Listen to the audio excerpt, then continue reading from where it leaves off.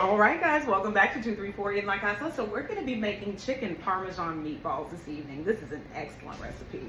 And I have some pasta with that and some garlic bread. I'll bring you all over and show you the ingredients. And don't forget to like, share, comment, and subscribe. And like I said, this is an excellent recipe. I'll see y'all over here in just a second. Okay, guys, so to start off, we're going to need breadcrumbs. And so you can use a half a cup of breadcrumbs that you get from your grocery store, or you can do what I'm doing, which is I just cut up some end pieces of bread. It was still soft, and which is excellent for meatballs. And I'm going to saturate this bread with half a cup of whipping cream. Now the whipping cream, it's about a third of a cup of whipping cream in this measuring cup, and I've diluted it with the rest of it with water. So I'm just gonna pour this over the bread, and this is gonna sit for about 20 minutes or so, okay? You just want to make sure that you saturate all parts of this bread with your cream, okay? And we're going to set this to the side. I'm going to start off with this first because it has to sit for about 20 minutes to soak up everything. And then we're going to go ahead and get our meat and everything assembled while our breadcrumbs sit in this mixture. All right, y'all. So, and we're also going to, I'm going to grate some Parmesan off the block. You're gonna need about half a cup or so. And then you're also going to want to have some mozzarella available as well. And so I went ahead and grated, this is the mozzarella I used. And you're gonna wanna have about 2 cups. About 2 cups of mozzarella. All right, guys, you're gonna wanna make sure you have your oven preheated to 400 degrees. And we're gonna drizzle some olive oil in a deep skillet. I'm using extra virgin olive oil for this. Keep in mind, you want your skillet to be deep enough because this is where we're gonna be placing our meatballs at and baking them in the oven as well, okay? So I'm gonna bring that olive oil up to temperature. And to this, we're gonna be adding some diced onion, about half a cup of onion right here, or probably a little bit more like 3/4 of a cup of onion. And we're gonna go ahead and add our onion. And I'm gonna add a couple of pinches of kosher salt, okay? And I've got this on a medium-low heat, okay? All right, guys, and so I'm gonna add about a teaspoon of minced garlic to the onions and saute that as well, okay? So let me go ahead and get that added. And I'm using a half a teaspoon measuring spoon. And we just want to be careful for this garlic not to scorch or burn, okay? And that onion sauteed for about 3 to 5 minutes. And I'm not going to have this garlic cooking for long at all.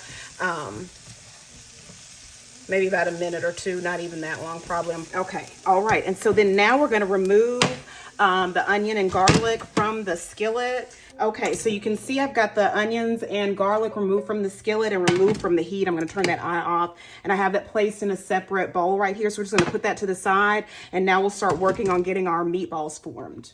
Okay, guys, so we're gonna be using a pound of ground chicken, and I've got a bowl here, and get that chicken added. And my ground chicken is at room temperature. I prefer for my meats to be at room temperature when I'm going to be handling them for like meatballs and stuff like that and adding egg and all of that. I want everything at room temperature. So that's the ground chicken. And I don't know if any of you all have ever had ground chicken. It is excellent. It is so tender. It puts you in the mind in terms of texture of veal. Veal, you know, it's just like this tender, soft. It's so good. I really love ground chicken. Okay, and so to this, we're gonna add a teaspoon of the minced garlic. So I'm gonna add some crushed red pepper. And you'll wanna do your crushed red pepper to taste. And then we're gonna add 2 tablespoons of parsley. And then we're gonna add some salt and pepper. So that's pink Himalayan sea salt, fine. And ground black pepper. And then I'm gonna add some oregano. And I'm just adding what little I had left up there. I just wanted to get rid of it. You don't have to add oregano if you don't want to. And that was probably like a fourth of a teaspoon of oregano. And then to this, I'm gonna add like 1/4 of a cup of grated Parmesan. And like I said, I just freshly grated this. And then I want to be sure to reserve some for our garlic bread, and also a little bit to go on top of our meatball our chicken meatball Parmesan. Okay, I'm just gonna kind of fold this together. I don't want to overhandle this, but just to kind of combine the stuff together. Okay, so there's our egg, and I'm gonna slightly beat it just a little bit. Okay, so you've got your bread here that's been soaking in the milk. So we're gonna kind of squeeze out the milk so that we don't have so much. We don't want the, you know, we don't want, it's kind of like how I do my meatloaf too. You're gonna squeeze out that extra excess liquid because you don't want your meatballs to just like fall apart and be full of liquid, okay? But this is gonna give your meatballs an extra tenderness. Okay, do you see that? That's how it needs to look, okay? So you're squeezing out all that liquid. See? All right, we've got that done. And you know, our egg and our bread is gonna act as a binder for the meatballs to hold them together. Okay, all right, let me go wash my hands. All right, and we're just gonna mix this together by hand, and be careful not to overhandle your meat, okay? Because we don't want the meatballs to come out, you know, tough and all that kind of stuff. So I've got this mixed together, and all right, guys, so I've got these meatballs in the skillet. Okay, y'all, and so I'm gonna add another meatball from over here, and this is gonna be the last one that I'm gonna add. And all those little bits at the bottom, don't worry about that. We're gonna scrape that stuff up, and it's good for the meatball sauce. So it's fine for it to be there. That's the best part. Okay, and so then you'll want to, I'm getting ready to start removing some of these and placing them over here on paper towel. You can use a plate or what have you, whatever you want to use to move the meatballs over when they've browned on both sides. Okay, y'all? If you need to add a little bit more olive oil for the meatballs that you just added, you can go ahead and drizzle some more olive oil in there so that those meatballs don't stick to the bottom, okay? Okay, guys, so I'm removing these meatballs, and I've kind of scraped up some of the bottom. See, some of that's your the Parmesan cheese down there. Not all of it. Some of it's, you know, it's just, but I'm gonna be using this. I love all the scraped up bits and stuff like that. I love it. You can decide whatever you wanna do. I'm just gonna scrape mine, and I have the eye off. I turned it off because I didn't want anything to scorch or anything like that. I'm gonna add the onion and garlic mixture back to the skillet and get that combined and mixed together with these, with the little bits that are on the bottom of the skillet. God, I love that. It smells so good.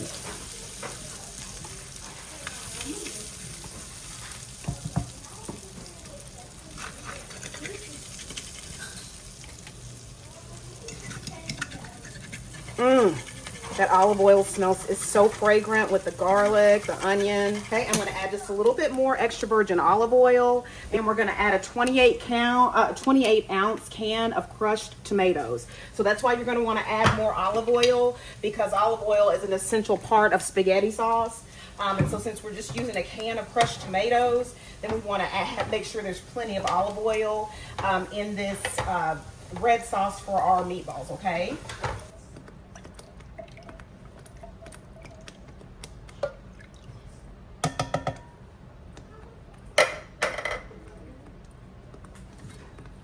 And I'm gonna add just a little bit of sugar just to offset the acidity of the tomato sauce, okay? I'm gonna turn my eye back on. I'm gonna put my lid on, and then in just a minute, we'll go ahead and add our meatballs to the sauce. Okay, guys, so I've got my stove wiped down.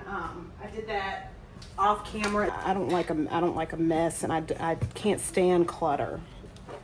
And clutter is a signifier of like hoarding and stuff like that. It's of course it's a disorder, and you know there's shows about it, but clutter and just it's also a sign of like emotional just a lot of emotional traumas and emotional things that have gone on with the person that they have not unpacked. And there's no judgment here, because we're all, I'm gonna add some crushed red pepper to the sauce.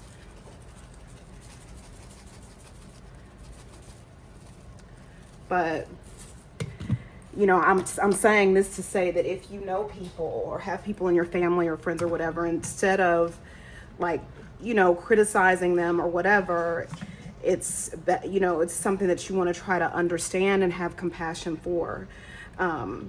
You know, and I'm not saying anything about people that have grown up in those environments and what they've gone through and everything. I just know that when people tend to hoard or just have a lot of clutter all around, it's just kind of, it's a signifier that there's some emotional things that have gone on with the person that they have not yet processed, that they have not yet dealt with, and there is no judgment. I'm only sharing it as a means to have compassion for people and, you know, and just have a deeper, just a little bit more understanding about it. It's the person's not just filthy or whatever. It's not what it is. It's that there's other things, underlying things going on, and, you know, having being considerate of other people, and you know, just extending a little compassion. It can take us all a long way, because we never know when it's going to be our turn or when it's going to be us that you know, is looking for some understanding and, you know, for someone to relate to what we're dealing with or what have you. And so I just, anyway, but I tend to have a tendency to like wipe countertops and all that kind of stuff and be organized and everything. But another part of it is, you know, getting rid of things or whatever. It can, from an energetic standpoint, it can change the energy of your home. I mean, it can really you start throwing things away, give things away, what have you. It can just usher in new, fresh energy. You're not just holding on to this and that and thinking you're never going to get another coat or another sweater or another sock or another. You will. If you give it away, haven't used it in a year or 2 years, unless it's vintage and it's, you know, or whatever, and you're going to be wearing it. But I'm just saying, you haven't worn it in a year or two, give it to somebody that can use it. Don't hold on to it thinking that it'll never be replaced. It will be replaced when you give it away. It opens up the energy for more to come to you when you give things, you know. It just does. I didn't mean to go on and on and on about that, but it's just, you know, I have been in environments with people that, you know, I'm the way that I am. I'm like washing dishes and cleaning all that, and I've had people like turn on me, and when I'm, you know, you think you're better than this, you know, or you think you, and it's I'm not better than anyone. Not better than anyone, you know. I always say we're all the same. It's not about being better. It's a different way. I may live differently than other people, but that doesn't mean that also, when you try to explain to people that you have compassion for people that maybe, you know, be dealing with things like that, it's like there's some people that don't even want to believe you. They want to believe. They're so steadfast holding on to a belief, like they've convinced themselves that you're somebody that you're not. It's just highly just, I don't even know how to characterize that. It can be a bit much. But I shouldn't even say that. I extend even compassion to those people because I think when you're in it, you're like trying to figure out, why is this person so hell bent on trying to make me appear to be a certain way in their mind, and I'm clearly not that way. So then you just have to decide for yourself, you know what, they can have it. I know who I am. I know what my motivations are. I know, I know the space that I operate from, and if that's where somebody else wants to operate from, be my guest and just let it go, because it's too much work out here to do that we can be doing to help other people than sitting up, you know, talking to somebody and going back and forth with them about, you know, what they think about who you are and all that. And I've had somebody say to me, I know who you are. I know you, and you're telling them, like, no, that's not who I am. I know, you know, when you're able to stand and say, no, I know, I'm telling you who I am. This is who I am. And not only are you telling them that, but your actions and behaviors are in alignment with those things over a consistent period of time, like 10, 12 years of the same. So it's just, you just have to just kind of leave people where they are, and, you know, just agree to disagree, and, you know, just let your actions and let your work and let your, you know what I'm saying, speak for itself. Because people will try to insert innuendo and rumor and all this kind of stuff. And, you know, and sometimes even have family and friends to lie for them and say, oh, so-and-so was this place, that place, and paying them to lie. And all, I mean, it's just, it's really, or having them to assassinate your character in some kind of way after they've had family and friends to convince them or made, told them to do it and all this kind of stuff. And that's why it's important for us to be able to think for ourselves, not allowing other people to tell us what we need to say to somebody, who we need to be and all that. It's very important that you know who you are. And that's what I was talking about in another video about, as a man thinketh, and just knowing who you are as a person that occupies space on this earth, so that somebody else will not define you. You know who you are. You're in touch with who you are. You know why you make the choices you make. You're not, I don't know, I didn't know why, and all that kind of stuff. I mean, it's not, and I'm not criticizing people that are in those spaces. It's just, people will, people, I'm just talking to people that have had those kinds of experiences before, and how, they can, and I'm putting parsley on here. So that was Parmesan, grated mozzarella and grated Parmesan. And I'm going to grate some more Parmesan for the garlic bread. But it's just imperative and important for us to know who we are, and to not allow other people to be able to call us on the phone and tell us what we need to say and what we need to think, and what we, you end up participating in something that you don't even know you're participating in. There are people out here that will hold it, have you doing things, saying things, blackmailing, and I've got you on video, and you were at the hotel, with same-sex people. You may not want that information out about yourself. Not me. I'm very heterosexual, and there's nothing wrong with being bi or poly or whatever people want to be. I'm just not. But it's the fact that people will, because that's what it leads you down the path of, when you don't know who you are, or when you're living for other people or for the outside world instead of living for yourself, then that creates space for people to be able to get information about you that you don't want out, because you're not living in your true self and in your own authenticity. It creates space for that. It's, it's at 400. I'm getting ready to put this in the oven. If you want to cook yours without a lid, you can. I just don't want my cheese to scorch, so I'm going to have a lid on mine, okay? Anyway, but yeah, I'm sorry, I didn't mean to go all into that, but it's just, living authentically, embracing who you are. I know it can be very hard. It can be very hard. It can be so challenging and difficult to even change an inkling, when you've been living all your life in an illusion, or living for other people and worrying about what other people are going to think. If you really step up and say, what, this is my life. I'm living my life the way I want it, or whatever. But that's where reading and studying books and stuff like that talk about personal empowerment and personal development and all that, you will find yourself in books and you're like, oh my God, this is what was going on.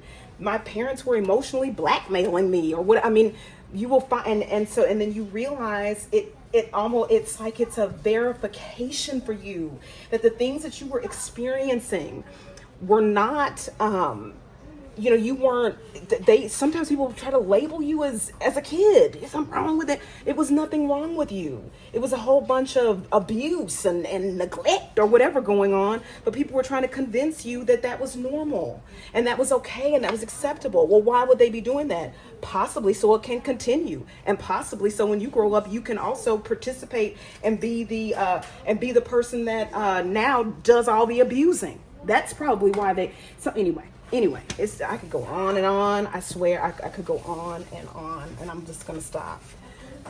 Okay, so while this is in the oven at 400, you're gonna want to go ahead and get your water for your pasta.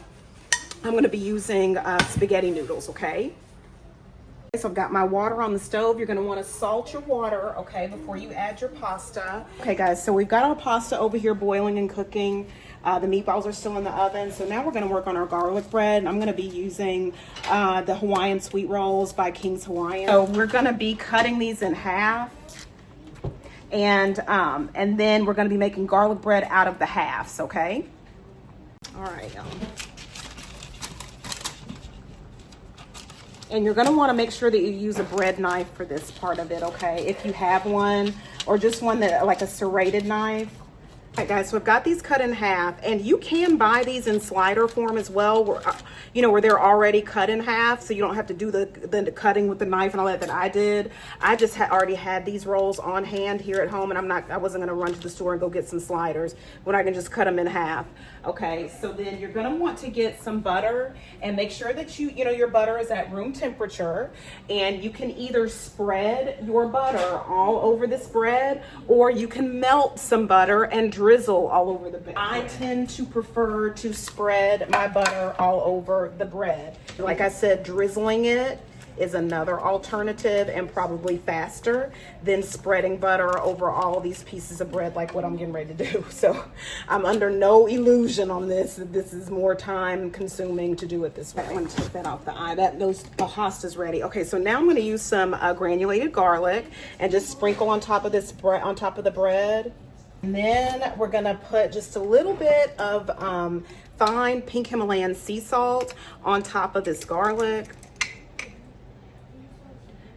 I'm just gonna use like a pinch or two and just evenly distribute it. And then next we're gonna put our mozzarella cheese on here. In the oven I have at 450 degrees.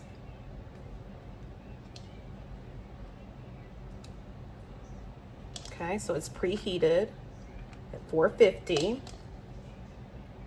Now, sometimes with my garlic bread, I will use mayonnaise as the base. This time I'm using butter. You use whatever base you want to use for the bread, okay?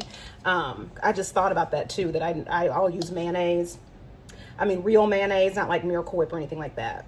So you can interchange this. Instead of using the butter, you can use mayonnaise if you would prefer. I love the way that tastes.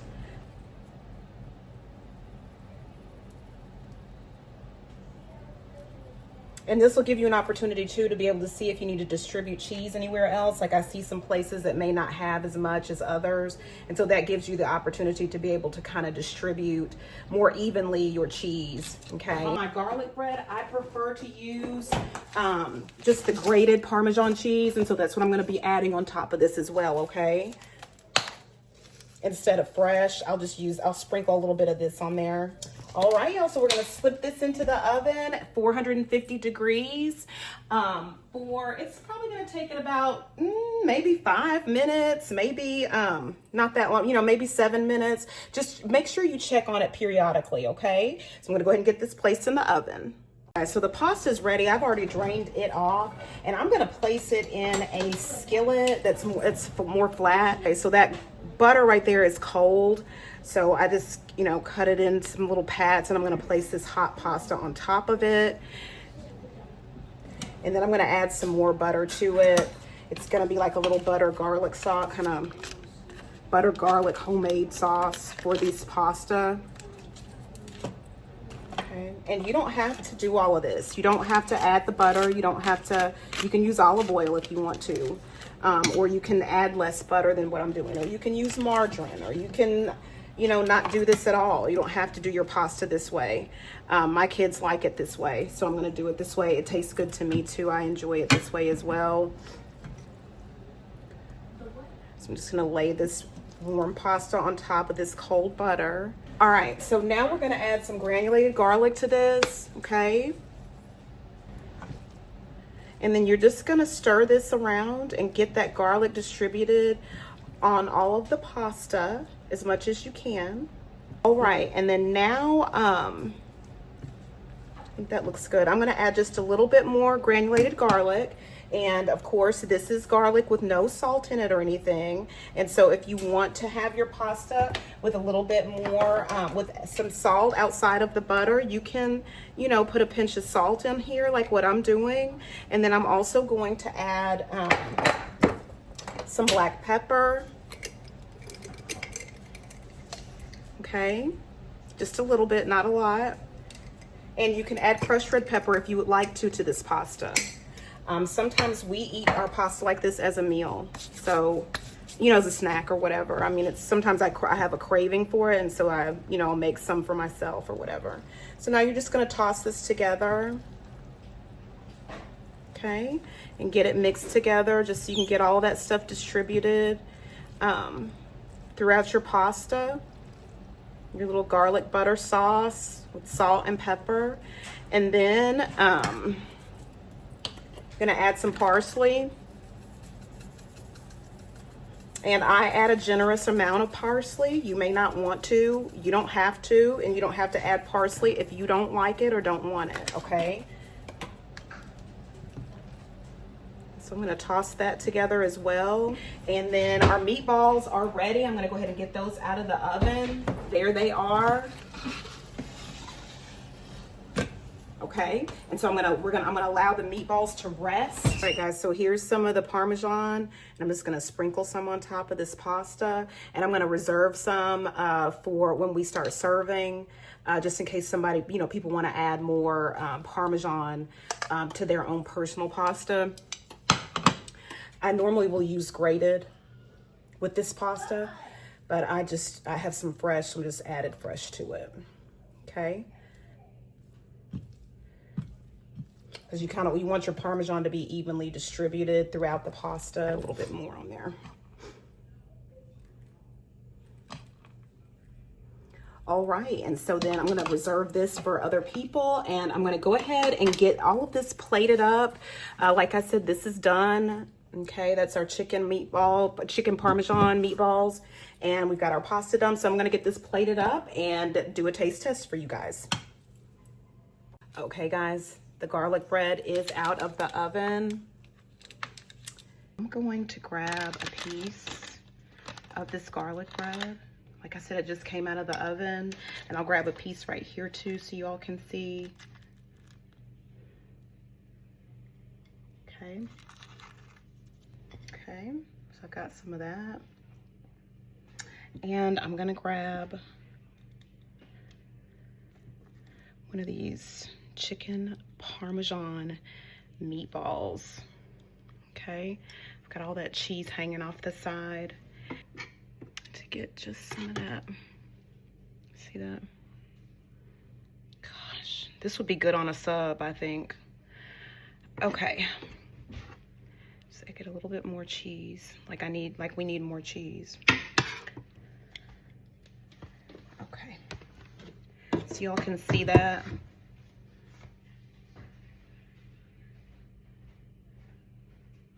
All right, so I'm gonna get ready to taste this. It smells really good. So let's see here. I'm gonna start with the meatball.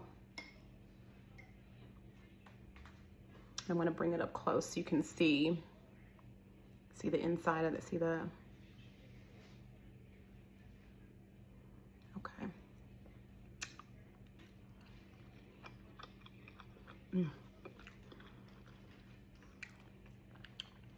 It is really good.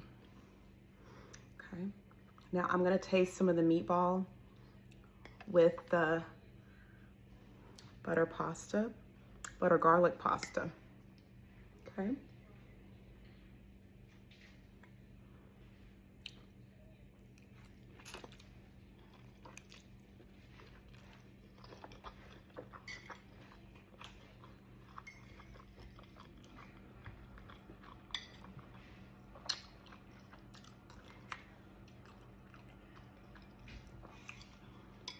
The sauce is so good. It is savory, it is spicy, and it is so good. The pasta is excellent. And the chicken meatball is sheer perfection. It is moist, it is tender, it's wonderful. It really, really is. Let me go ahead and taste the garlic bread.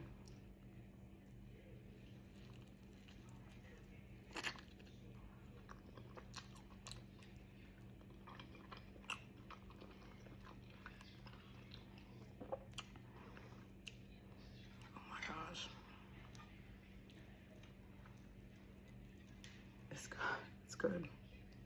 I just put some of the sauce on it, and like a little bit of the, you know how the cheese gets like kind of brown. I love that. It's like crispy and crunchy.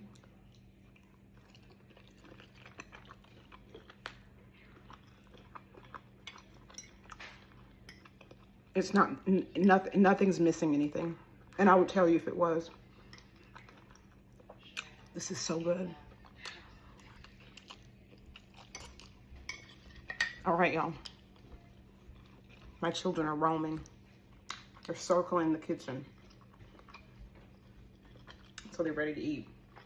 So hopefully you will try this for yourself. Make some of it for yourself. You will find that it is sure to please. Seriously, seriously. Okay, guys, well, I'll see you all back here another day at 234 in La Casa.